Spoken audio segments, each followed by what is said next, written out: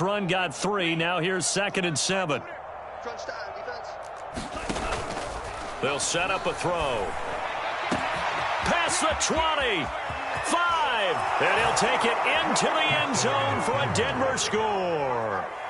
Noah Fant, his 3rd touchdown of the game, 10th on the year. And the Broncos get a small measure of revenge as they cut into this 4th quarter deficit. Extra point from McManus is good. And that will cut this lead down to 25. After the touchdown, here's McManus now to kick it away.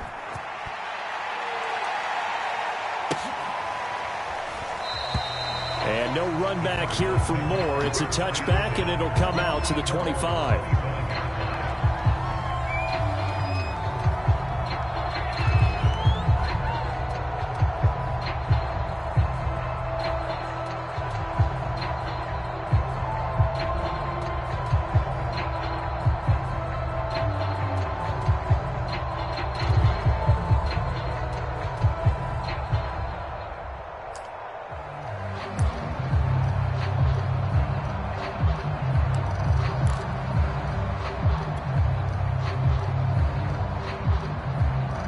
Arizona's offense at the line, ready to get their drive started.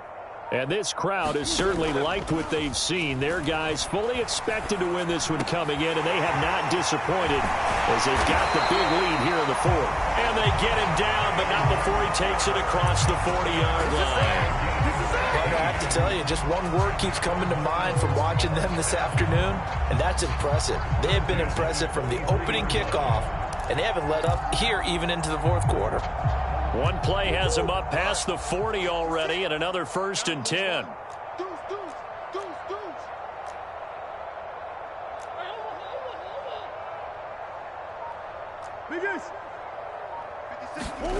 Murray going to throw. And his throw here is incomplete. So, Charles, you talk about this head coach and his future with this franchise. Look, it's been a frustrating year, and I think we saw some of that frustration boil over at his weekly press conference earlier in the week. Yeah, he's trying to say all the right things, isn't he? But he's heard the rumors. He knows what's going on out there. And right now, he is tired of having to answer the question, are you on the hot seat in every meeting with reporters? This week, he kind of said, I've had enough. And I don't blame him. He looks like a guy that may very well be out the door. Now they face a 3rd and 10 after back-to-back incompletions. You got tight right there. 56. Murray now to throw. And he's going to be intercepted a 3rd time. Picked off at the 46. And a huge return as he'll take this one all the way down inside the 30-yard line. Now they get a 4th quarter pick. A little something to hang their hat on, I guess. Okay, so let's face it, though. Who's happy about this play? Fantasy guys, right? Yeah. The analytics will tell you one thing or another. That's a bad play on one hand, a good play on the other, but it's all about the fantasy points here. Yeah, because this ball game is over.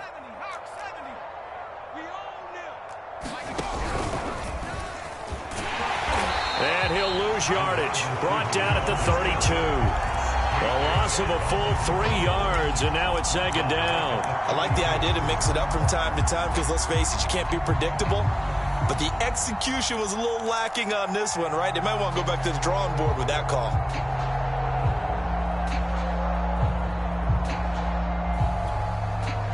A 3-yard loss to start the drive. They'll look to make that up and then some on 2nd and 13.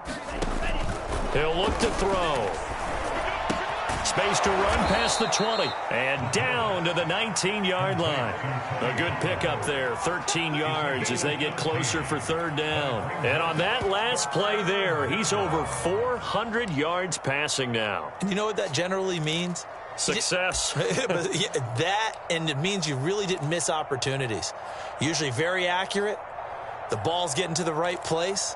Guys are making yardage after the catch to help you out that way. I mean, the whole team has picked it up. And don't forget, that means the offensive line has had to pass protect pretty well, too. Everyone dialed in. Well, they hit him in the backfield, and he will not escape. And that is not going to get it done. A loss of a yard, and it brings decision there defensively because they kept extra DBs on the field despite seeing the multiple tight end look that came out for the offense. I thought they were going to switch out of it. I didn't know if they felt they didn't have time or what the case was. Well, in any event, the extra speed allowed for great penetration as they stuffed that one behind the line of scrimmage. Yeah, the Broncos are going to have first and goal as they try to finish off this drive with 6 points. And with the scoreboard against them here in the fourth quarter, this was definitely 4-down territory. Really nice job there finding a way to get open, and a really nice throw. That sets them up with first and goal.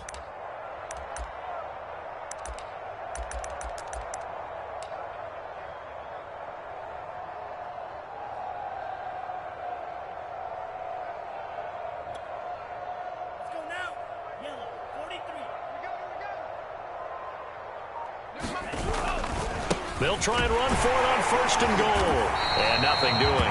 He's immediately taken down at the line of scrimmage. They'll say no gain on the play, and it'll be second and goal. When we talk about defenders, specifically linebackers, keeping their eyes in the right spot, he had that eye down the entire time. And you know that's not easily done because they throw a lot of misdirection at you. They try and fool you and get your eyes in the wrong place. But you're right about that one. He correctly figured that one out and made a really nice play. So they've been in the red zone 3 times, and it's yielded just 3 points. Can they find the end zone here on second and goal? Here's Pollard again. And he is into the end zone for a Denver.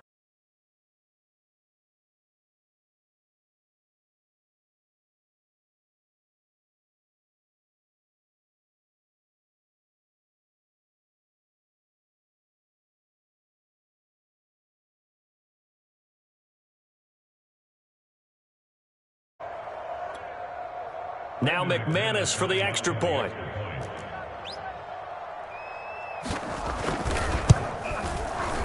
And that'll cut the lead down now to 18.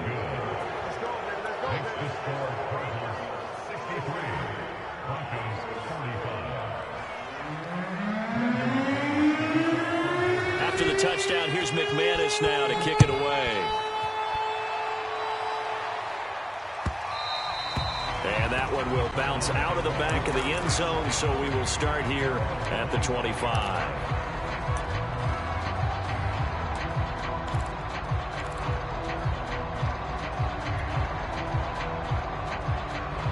Ready to go with their next drive, and at the line, the Cardinal offense. Certainly no reason to panic. They've got the 3-score lead, but the turnover last time, the interception that led to a touchdown, you'd have to think that you might not be dialing that up again. Yeah, probably not. They're still in fantastic shape, though, so I would imagine before he trotted out here for this series, head coach probably just leaned over to him and was like, listen, we're wearing these color shirts. Throw it to those guys, not the others. Try to make a joke out of it and just let him go out there with a little bit more confidence. Back to throw it, Murray. Now he lets it go deep for Kirk, and it's incomplete. Took a shot, couldn't connect. You know, if following up on this head coach and the pressure that he is under, CD, I want to switch it to you because you've been on winning teams, but I know you've been in similar situations too where things just are not going well. How do you approach that as a player? It's a tough approach, Brandon, because you actually have to do the opposite of what you would think. You know, in your mind, you're thinking, I redouble my efforts, I go harder. In a sense, you have to back off a little bit. You have to do a little bit less. Do what you're supposed to do, but don't take on the pressures of doing more and trying to do your teammates' jobs as well. If you do that, that's really going to lead you to more issues. I don't care how many times we say it, I still get a kick out of watching quarterbacks and receivers do the pass tree in pregame warm-up. But I always remember that when we go to practices, we see that after practices as well. They really tune it up. And his pass is intercepted for the 4th time today. Picked off at the 40. And his guys are going to take over at the 39-yard line. Well, they're not making it easy on themselves here down the stretch. 2 picks now in the 4th quarter trying to hang on to that lead. Talk about keeping someone in the game. Instead of being able to shut the door, it's still cracked open because they can come back on you now. The only people who are really happy about those picks, any fantasy team that has this defense. So from the 39 now, they'll come up on a 1st and 10. They're going to look to throw. He'll let this go deep for Sutton. And he's going to be intercepted for the third time thus far. Buda Baker with a pick. And the Cardinals are going to take possession here at their own 3-yard line.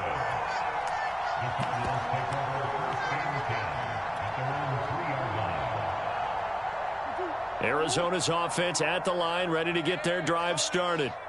And this team continues to stake its claim as Super Bowl favorites. They are now eyeing an 8th straight win as they begin this drive here in the fourth quarter. Now the Broncos are going to call the first of their timeouts as they get the stoppage with 65 seconds remaining. So after the run for no gain, here's 2nd and 10.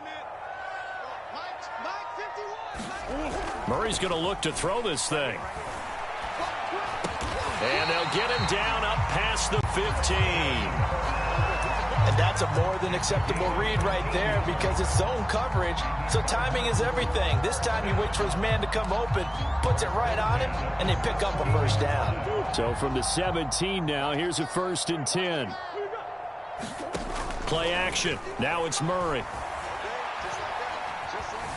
Flush to his right. And he'll just get rid of it. They're certainly not letting up on the pressure in this one. And oftentimes you hear this expression, all gas, no break from defenses. But in this case, it's the offense still throwing the football up big in the fourth quarter. So after the incompletion on first, now 2nd and 10.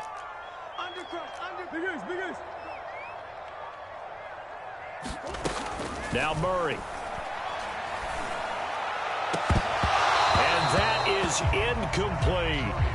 Fair to say the secondary play, whichever side you're on, hasn't really been a glowing exhibition so far, but a nice job there to prevent a long completion. I agree with you, but at some point, someone had to make a play and try and stop this exhibition of almost speed racing that we've been watching, huh? Yeah, it has been quarterback and receiver dominated. From the gun on 3rd down, Murray. Got his man complete over the middle. That's Hopkins. Now the Cards going to call another timeout, their 2nd. That'll leave them with just 1 remaining in this 4th quarter of play. A pair of first downs gives them a 1st and 10 up at the 44. On the handoff, Connor. And nothing much materializing there on the first down run. He'll get a couple, and that's it.